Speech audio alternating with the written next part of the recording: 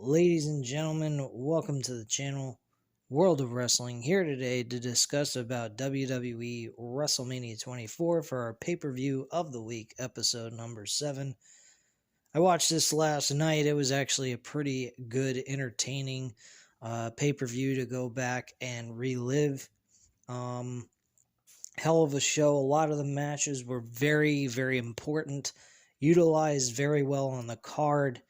It was a WrestleMania that most people would be pretty satisfied with. I know when I first saw it on pay-per-view, I enjoyed pretty much most of the matches that took place.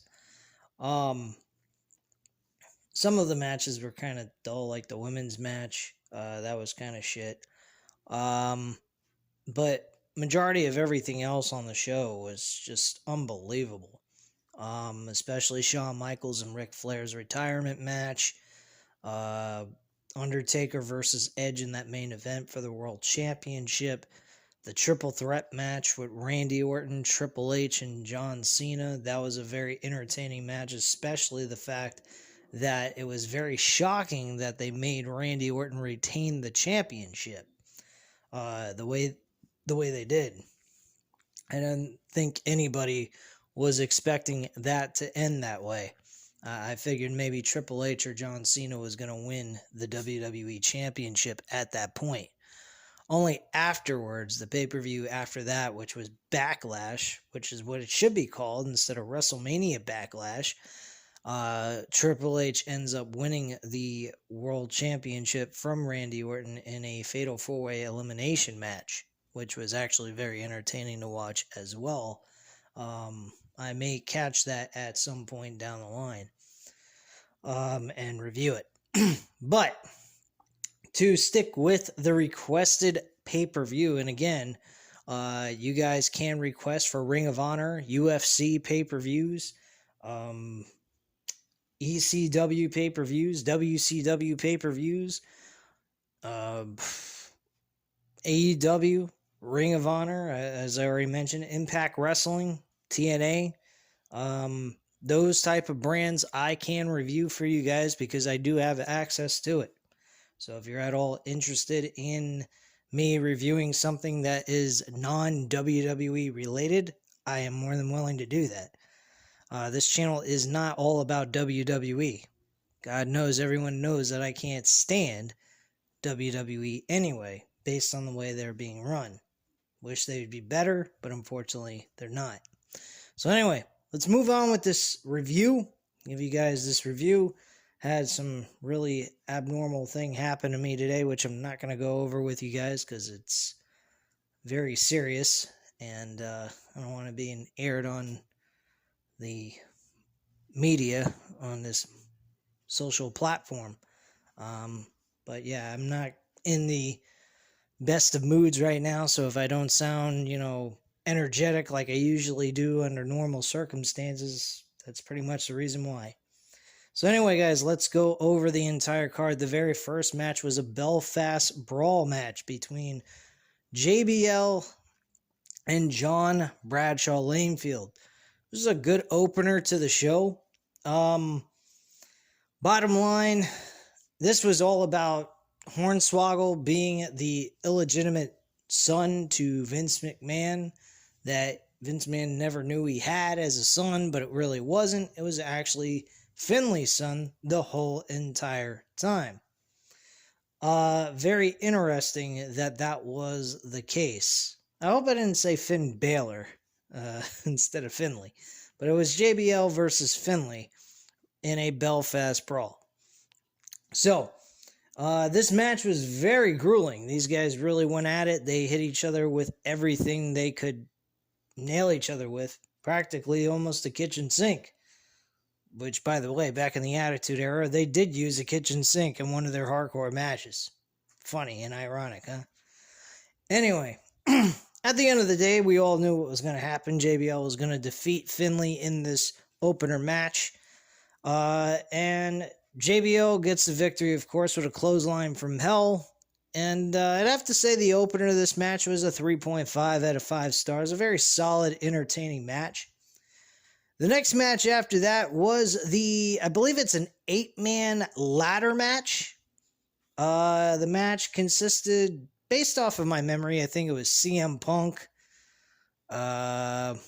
Chris Jericho, and I'm trying to remember who else it was. Sorry, guys, I was taking a brief moment to check out what the participants were in this match besides CM Punk and Chris Jericho, and that actually consisted of Carlito, John Morrison, Shelton Benjamin, Mr. Kennedy, and MVP. So it was a total of 6 men. This was for a Money in the Bank briefcase opportunity to get a chance to chase after the World Heavyweight or WWE Championship whenever they feel like it, as usual. Now, it is its own pay-per-view, which I think is absolutely ridiculous, but hey, that's what it is. No need to complain, I guess. Not that it really matters. You complain, nothing really changes with the fucking company anyway, so it don't really make a difference. Anyway, CM Punk manages to win this matchup, and actually this wasn't the first time he won the Money in the Briefcase. The next year after that, WrestleMania 25, he ends up winning it again. So very interesting situation there. The next thing that took place, and by the way, this match was a very solid, entertaining matchup. A lot of good spots. Shelton Benjamin, of course, had a good spot. Shelton Benjamin, a lot of these ladder matches for the Money in the Bank briefcase leading up to this WrestleMania 24 pay-per-view, he actually had a couple of moments where he really shined. I believe WrestleMania 22, he was in the Money in the Bank briefcase match, and he did some really outrageous spots in that matchup. Unfortunately, of course, not winning the Money in the Bank briefcase, but hey, it is what it is. So yeah, the end rating to this whole entire matchup, I would have to give it a 4 out of 5 stars. Very solid, entertaining stuff. John Morrison actually had some good spots in it as well. Kennedy looked like he was actually one of the closest people to winning the ladder match as well as a few other people. So CM Punk, though, was fortunate enough to pick up the victory and become the Money in the Bank briefcase winner. So there you go. So the next matchup after that was Batista and Umaga. This was a cross-promotional match with Raw and SmackDown going at it. Umaga was part of Raw and Batista was part of SmackDown. This match, unfortunately, did not turn out the way I thought it would when I first saw it. It was solid and okay, but the ending just had a botched Batista bomb at the end, which almost could have led to a really bad injury for Umaga.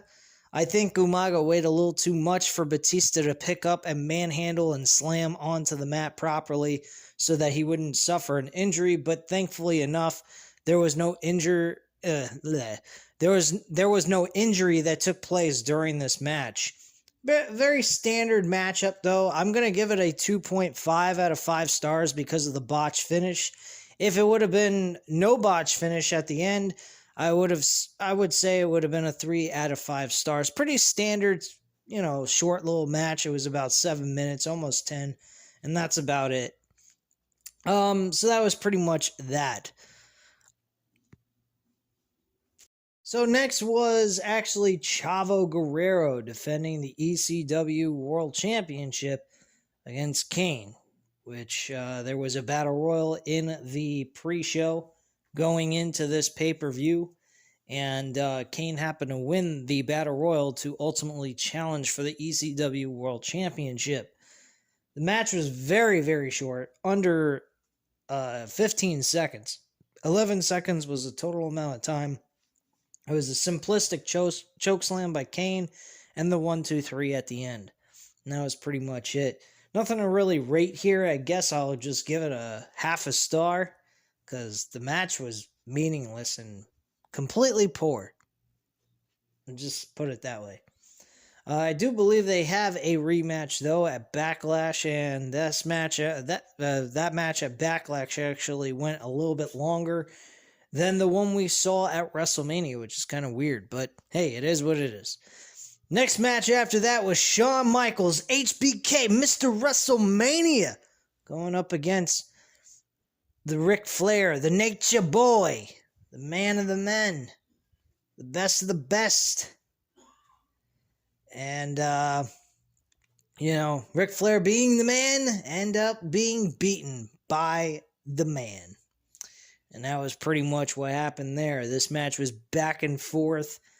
I mean, Ric Flair in his very last match really put on a hell of a fucking show. Probably the greatest match I have ever seen with Ric Flair. And he's had some really good ones, especially with Ricky the Dragon Steamboat being one of his biggest opponents and rivals in his career, besides Dusty Rhodes. So yeah, very entertaining match between these two guys. They did an excellent job working together, and ultimately it was very fun and entertaining to watch. Shawn Michaels, of course, won the match to retire Ric Flair. There was a very emotional ending to this as well. Shawn Michaels was getting ready to hit Sweet Chin Music, but he was very sad that he had to do it, because ultimately Ric Flair wanted the best from him, and he didn't want him to hold anything back. He felt that if he was going to beat Shawn Michaels, he would beat him, because Shawn Michaels was trying to end his career. So Shawn Michaels did not hold back like he promised Ric Flair initially going into the match.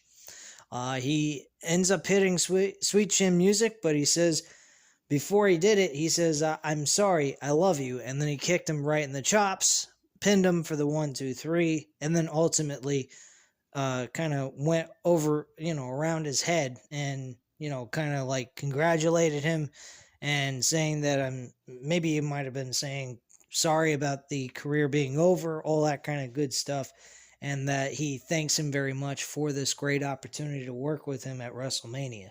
That's what I'm assuming was said during that small period of time. Match was outstanding. Great stuff. This is almost a 5 out of 5. Almost like the Undertaker-Shawn Michaels match at WrestleMania 25. And, but Undertaker-Shawn Michaels at WrestleMania 25 was unbelievable. Probably the closest loss Undertaker ever received in his career, legitimately, when Undertaker was still in his prime. So my feelings on, reflecting back on me when I actually first saw this match, because this match I was very highly into. I wanted Shawn Michaels to kick Ric Flair's ass. Other people would be like, why would you want that? I love Shawn Michaels. He's one of the greatest wrestlers of all time and has done some amazing things in his career.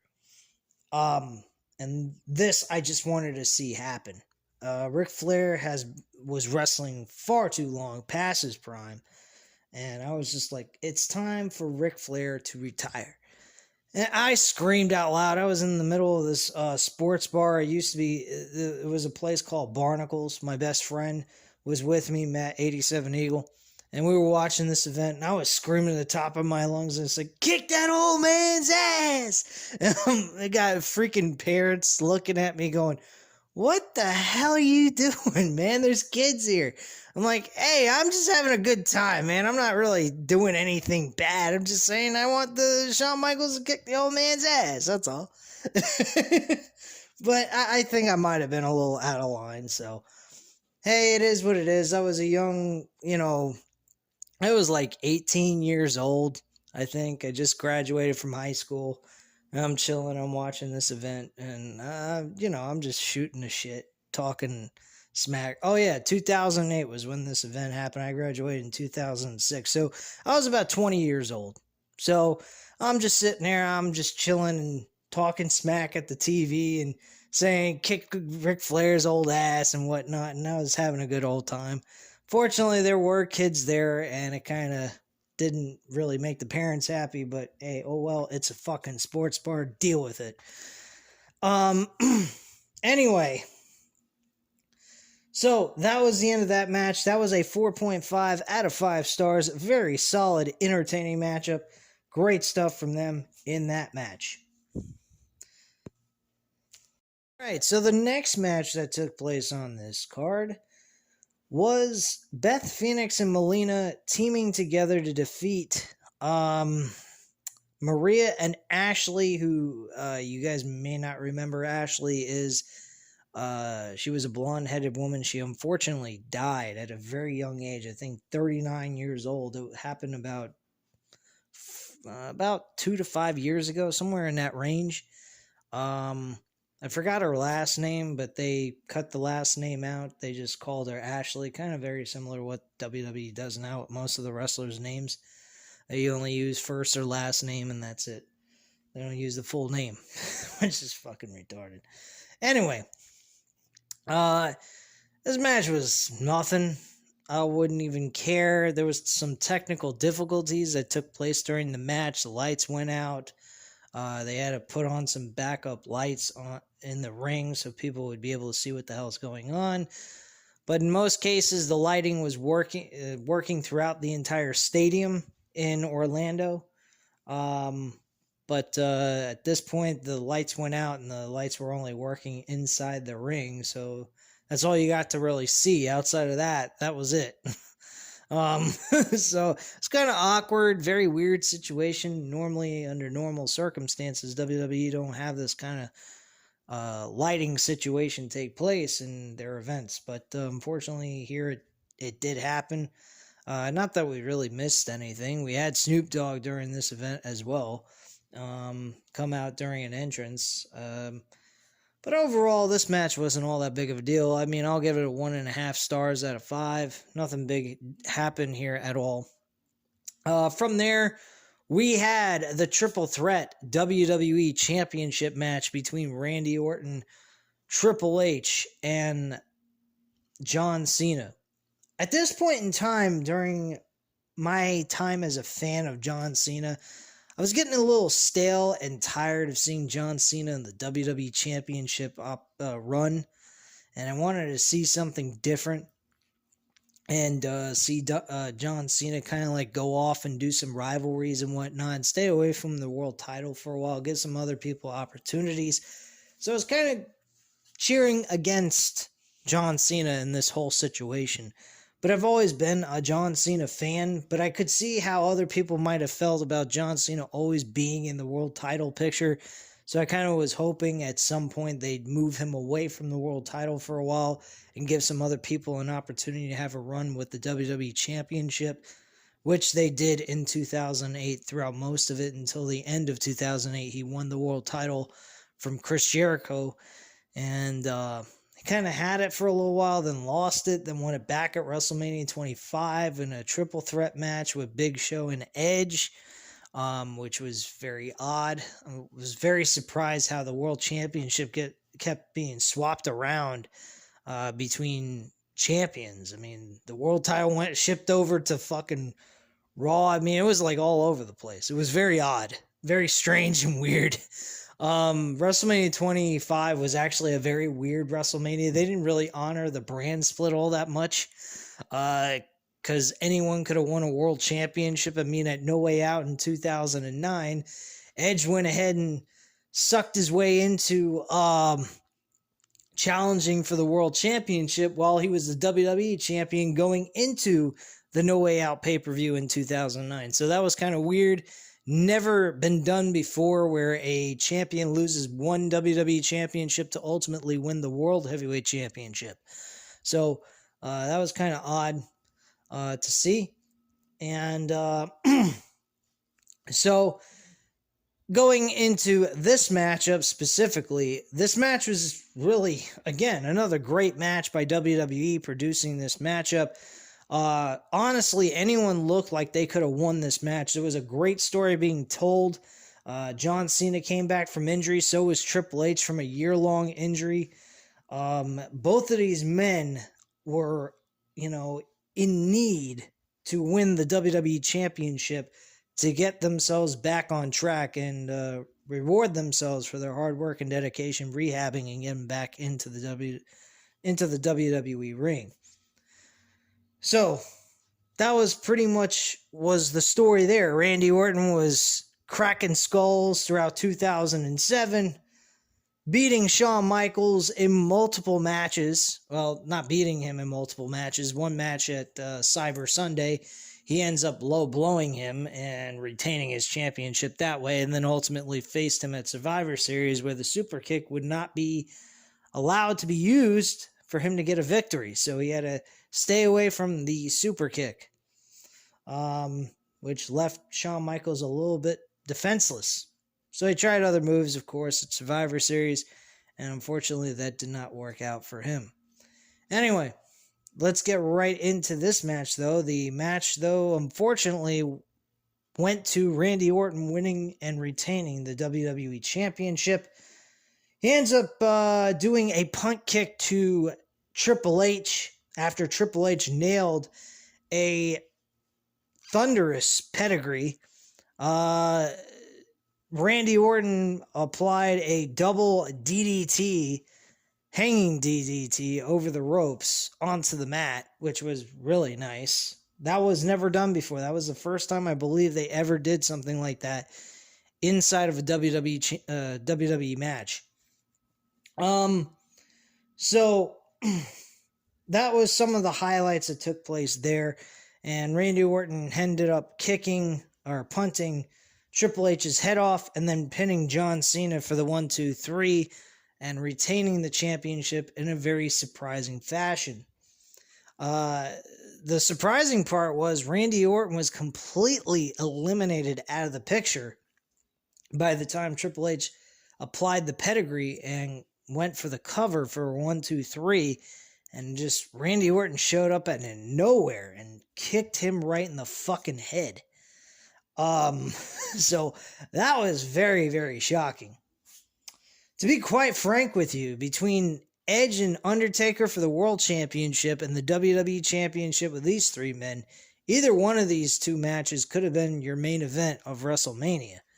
They went with Undertaker and Edge, which I'm totally fine with because of the way things were told. There was a long, drawn-out story that was brought to everyone's attention, which I'll go over in just a moment once we get to that match. But yeah, I mean, there was, there wasn't much here. You could say anything bad about it. And this definitely was a WrestleMania main event quality match. The rating I'm giving this is a 4.5 out of 5 stars. Very, very, very good match. I love this fucking match very much. I mean, like I said, the Shawn Michaels Ric Flair match was great. This match was very good. And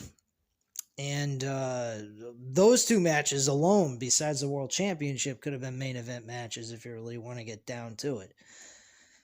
The next match after that was Floyd Mayweather versus The Big Show. This was actually a very strange match. This was right after Floyd Mayweather had his first retirement from boxing. He wanted to take time away from boxing. He ended up beating Manuel Marquez, I believe, during that time, or it might have been after that might have been his first fight. I think it was against some other a British fighter. I forgot his name. He was a white British fighter, and he managed to knock him out. And then I guess he decided to retire from boxing for a little bit. And Vince McMahon paid him $20 million. And the funny thing is, Big Show took time away from wrestling in 2006, came back in early 2008. So he almost took a 2-year layoff from professional wrestling.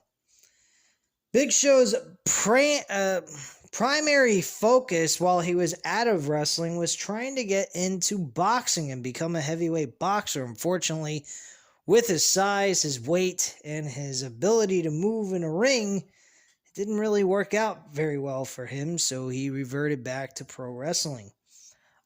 He learned a couple of things from boxing, so he utilized the big-ass punch to the skull, that hook punch that he delivered on most of his opponents when he came back to WWE, which was very devastating at times. It looked very believable, and it was kind of cool to see some realism going on in professional wrestling with this punch. Leading up to this No Way Out in 2008, we had the Big Show kind of have a confrontation with Floyd Mayweather, and he got down to his knees in front of Floyd Mayweather and dared him to punch him, and Floyd Mayweather literally knocked the shit out of him. He broke his fucking nose. He ended up starting to bleed. Shane McMahon had to come out and try to stop him from wanting to tear his head off. I don't know if this was legitimate or this was not really part of the show, and it just happened to end up the way it did during No Way Out in 2008, leading up to this pay-per-view itself. So this led to a 5'6" man going up against a 7-foot-tall monster like the Big Show in a no-holds-barred match. Well, as we all know, actors, celebrities, athletes outside of wrestling that come into pro wrestling to do their thing at Wrestlemania, and if they're physical, they're not going to end up losing. They always win. Of course, that's the case that was taking place here. This match was an okay match. I'm really not too keen on this match. Usually when I go back and watch this in my own free time and it wasn't for something like this, I would usually skip this match and go straight to the Undertaker Edge match, because this match really was just, whatever. I appreciate the realism. I mean, he literally punched the Big Show square in the fucking jaw and broke it. Literally, he broke his jaw. You could see a humongous bruise on the side of his mouth or his face where his jaw is, and he literally had a broken jaw temporarily for a couple of weeks, I believe, maybe even a month or so, until around, I believe, Judgment Day or so, or Backlash. So it's kind of strange to see, Big Show walking around with a fucked up face and everything. So, especially a guy who was only 5'6". But anyway, match was a 3 out of 5 stars. It was an okay match, like I said, but it's nothing to cry over or want to go back and watch. It's one-time deal, and then you move on with your life. It's not something you would really care to go back and watch unless you have all the time in the world to watch some meaningless match that will do absolutely nothing for you. But anyway, moving on to the main event. The main event was a highly entertaining match. Edge and Undertaker. The story going into this was real simple.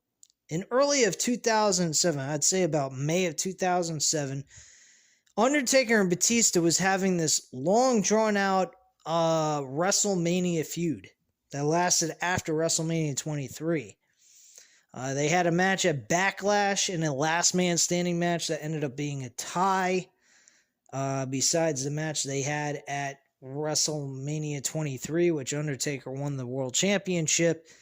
And then The Undertaker had another bout with Batista on SmackDown for the World Championship inside a steel cage. This steel cage match ended up being a tie as well. Eventually, this led to Edge winning the World Heavyweight Championship from The Undertaker when Mr. Kennedy won the briefcase originally, but because of certain circumstances that happened with Kennedy, with injuring certain people, it led to the demise of Kennedy not keeping the briefcase and having him lose it to Edge, and having Edge cash in on The Undertaker to win the World Championship after Mark Henry made an appearance, made the attack on The Undertaker, and then Edge capitalized with a spear and then a 1-2-3 to end the match and become the new World Heavyweight Champion. Throughout that time, Edge was doing some good stuff throughout some parts of the summer. Then eventually he had a pectoral muscle tear. This led to Edge having to let go of the championship and ultimately have to come back and win it, which is what he did. By Survivor Series of 2007, the main event of that pay-per-view was actually the World Championship inside of a Hell in a Cell with Batista and The Undertaker. And The Undertaker got screwed by Edge. He was pretending to be a cameraman. He socked him upside the head with the camera, and Batista got the victory. Batista was not happy with getting the victory over The Undertaker on account of the outside interference situation that took place. So he wanted to give The Undertaker another shot at his world championship that he won back from the Great Khali, which was the worst transition I ever saw in my life. You go from Edge to... you go from Batista to Edge to fucking... to fucking the Great Khali. Are you kidding? Wow, that's a terrible decision right there on it. In a nutshell, man. So, thankfully, Batista won that title at Unforgiven in 2007. This eventually led to Edge winning back the World Championship at Armageddon in 2007. When Batista was the champion going in, we had a triple threat match with Edge, Undertaker, and Batista at Armageddon 2007, where Edge wins and becomes the world champion once again. He has a couple of bouts with Rey Mysterio, and The Undertaker wins the SmackDown Elimination Chamber match at the No Way Out 2008 pay-per-view, giving him the right to challenge for the World Championship in the main event of WrestleMania. Now we're all full circle. We finally get to see Edge and Undertaker one-on-one. No Batista involved here in this situation.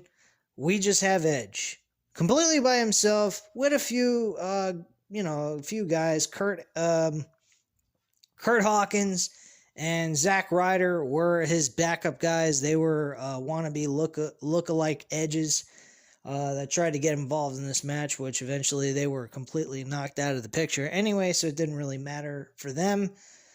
Edge went ahead and utilized the camera like he did at Survivor Series in 2007. Nice little flashback there. Almost got the victory over The Undertaker to make The Undertaker suffer his first loss at WrestleMania.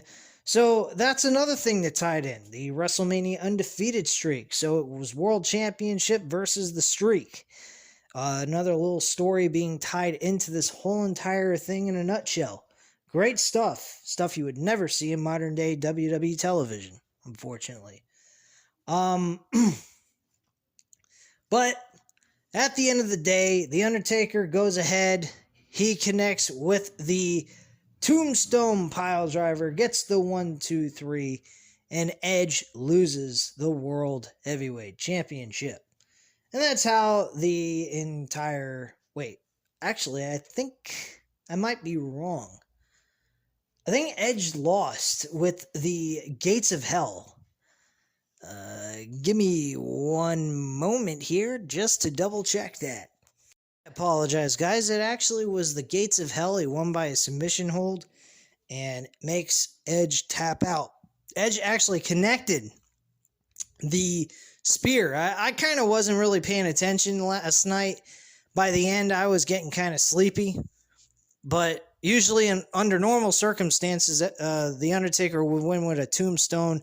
This match was a little different. He actually connected with the spear, I believe for a second time. He placed his hand right on the Undertaker's stomach, and then Undertaker grabbed his arm, put him in the gates, the Hell Gates, and ends up making the Edge tap out to his submission hold because he had no way of getting out of the hold to begin with. And that's how the match went off the air. Undertaker celebrated with the fireworks going off, and The Undertaker walks away the new World Heavyweight Champion. And that will pretty much do it, guys. This match, again, just to let you know, was a 4.5 out of 5 stars. Another very close, perfected match. Good stuff by WrestleMania 24. Very, very entertaining. Love going back and watching this every once in a while. I kind of do, I think, maybe once a year, possibly. This was an excellent, entertaining WrestleMania that I'm very happy to watch and review for you guys. Hit the like button if you like this video, though. Hit the subscribe button if you're not already subscribed to the channel. And of course, as always, leave a comment down below. And I'll definitely get back to you on that. And I thank you guys very much for watching. Have a great night, guys. Bye.